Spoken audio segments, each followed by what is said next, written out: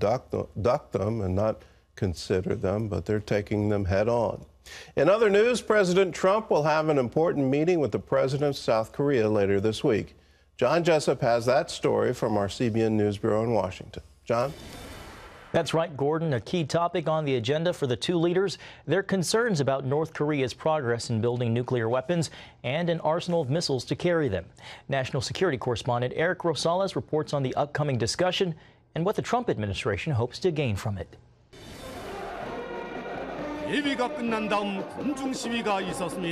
Over the weekend, members of the North Korean Youth League and others in the communist state declared in a series of statements that if the United States dares to ignite a war, they will wipe out the enemies once and for all and make them pay for the bloodshed.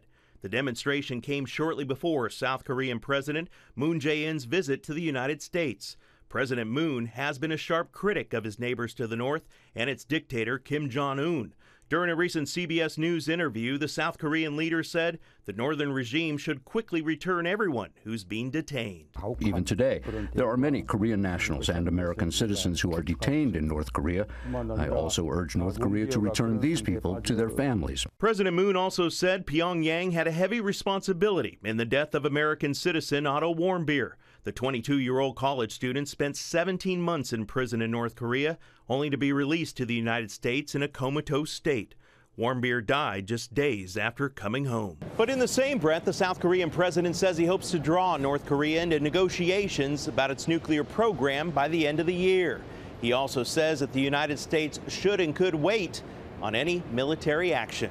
I believe that dialogue is necessary. We were unable to resolve the North Korean nuclear issue through only the sanctions and pressure.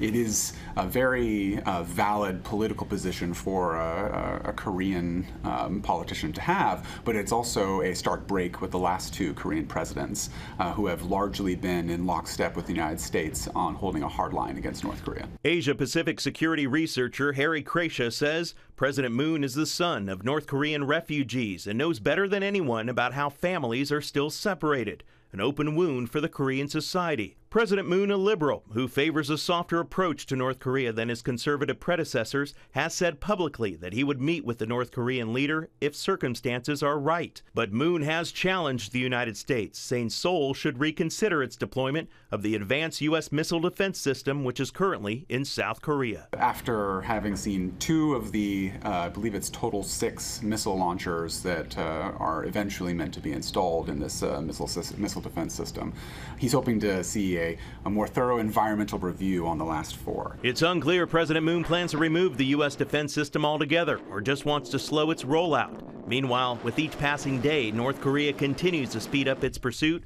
of developing nuclear-armed missiles capable of reaching the U.S. mainland. Eric Rosales, CBN News, Washington.